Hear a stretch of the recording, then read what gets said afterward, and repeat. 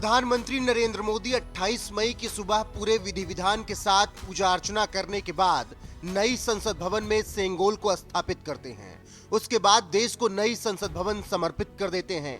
इस दौरान जहां वैदिक मंत्रोच्चार के साथ सभी कार्यक्रम संपन्न हुए, तो वहीं हर धर्म की शांति सभा का भी आयोजन किया गया।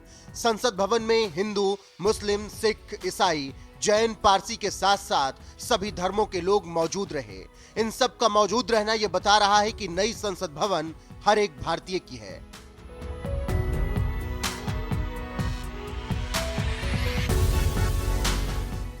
लेकिन कुछ लोग ऐसे हैं जो अब मोदी विरोध में इतने चूर हो चुके हैं कि वो राष्ट्र विरोध पर ही उतारू हुए हैं।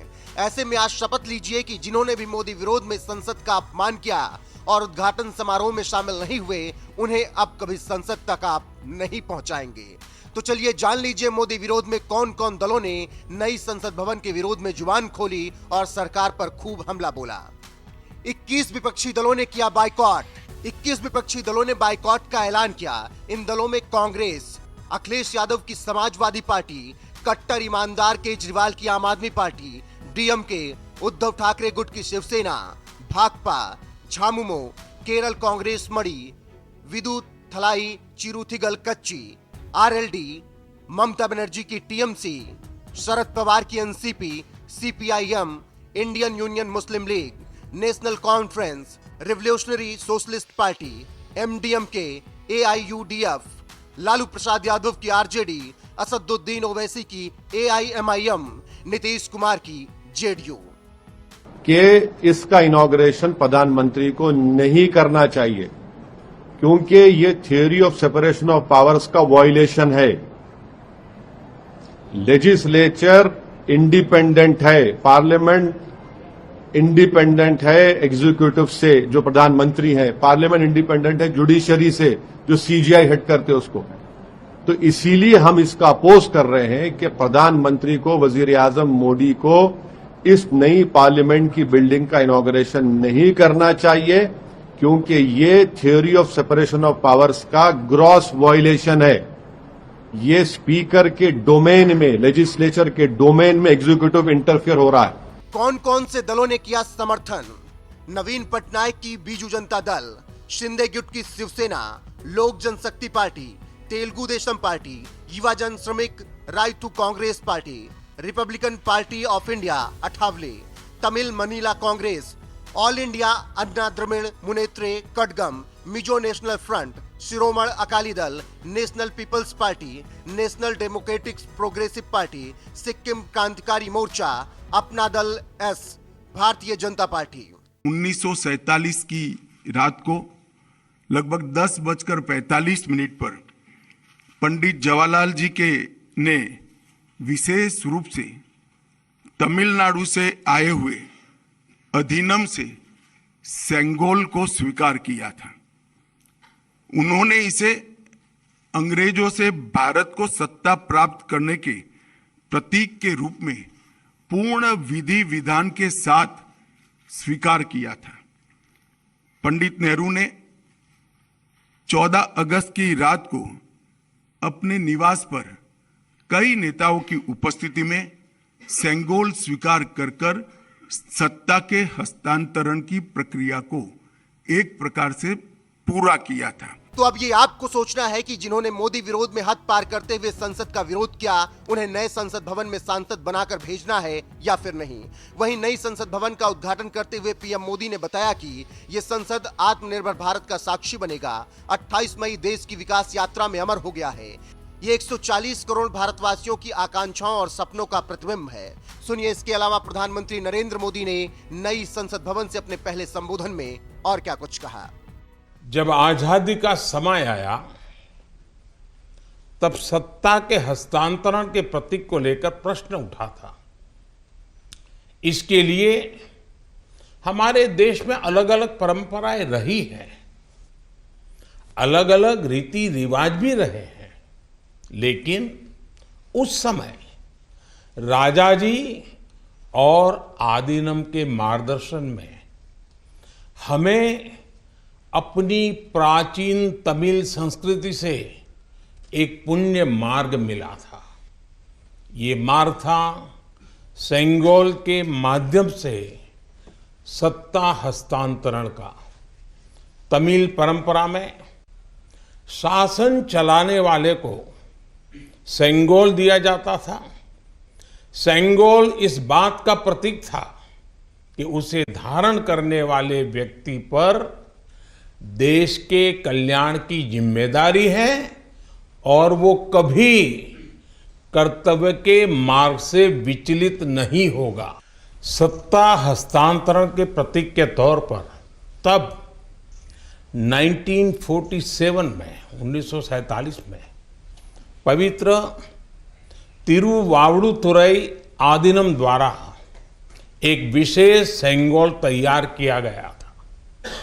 आज उस दौर की तस्वीरें हमें याद दिला रही हैं कि तमिल संस्कृति और आधुनिक लोकतंत्र के रूप में भारत की नियति के बीच कितना भावुक और आत्मीय संबंध रहा है। आज उन गहरे संबंधों की गाथा इतिहास के दबे हुए पन्नों से बाहर निकलकर एक बार फिर जीवंत हो उठी है। इस पवित्र सेंगोल का महत्व सिर्फ इतना ही नहीं है कि ये 1947 में हस्तांतरण का प्रतीक बना था। इस सेंगोल का महत्व इसलिए भी है क्योंकि इसने गुलामी के पहले वाले गौरवशाली भारत से, उसकी परंपराओं से स्वतंत्र भारत के भविष्य को कनेक्ट कर दिया था। अच्छा होता कि आजादी के बाद इस पूज्य सेंगोल को पर्याप्त मान सम्मान दिया जाता, इसे गौरवमय स्थान दिया जाता। लेकिन ये सेंगोल प्रयागराज में आनंद भवन में वॉकिंग स्टिक यानी पैदल चलने पर सहारा देने वाली छड़ी कहकर प्रदर्शनी के लिए रख दिया गया था। आपका ये सेवक और हमारी सरकार अब उस सेंगोल को आनंद भवन से निकाल कर लाई है। आज आजादी के उस प्रथम पल को नए संसद भवन में सेंगोल की स्थापना के समय हमें फिर से पुनर्जीवित करने का मौका मिला है। लोकतंत्र के मंदिर में आज सेंगोल को उसका उचित स्थान मिल रहा है। मुझे खुशी है कि अब भारत की महान परंपरा के प्रतीक उसी सेंगोल को नए संसद भवन में स्थापित किया जाएगा। ये सेंगोल इस बात की याद दिलाता रहेगा कि हमें कर्तव्य पथ पर चलना है, जनता जनार्दन के प्रति जवाबदेह बने रहना है। पूज्य संतगण, हम सभी जानते हैं कि हमारे स्वतंत्रता संग्राम में तमिलनाडु की कितनी महत्वपूर्ण भूमिका रही है। वीर मंगई वेलु नाचियार से लेकर मर्द भाइयों तक, सुब्रमण्यम भारती से लेकर नेताजी सुभाष चंद्र बोस के साथ जुड़ने वाले अनेकों तमिल लोगों तक हर युग में तमिलनाडु भारतीय राष्ट्रवाद का गढ़ रहा है। तमिल लोगों के दिल में हमेशा से मां भारती की सेवा की, भारत के कल्याण की भावना रही है। बावजूद इसके ये बहुत दुर्भाग्यपूर्ण है कि भारत की आजादी में तमिल लोगों के योगदान को वो महत्व नहीं दिया गया जो दिया जाना चाहिए था। अब बीजेपी ने इस विषय को प्रमुखता से उठाना शुरू किया है। अब देश के लोगों को भी पता चल रहा है कि महान तमिल परंपरा और राष्ट्रभक्ति के प्रतीक तमिलनाडु के साथ क्या व्यवहार हुआ था।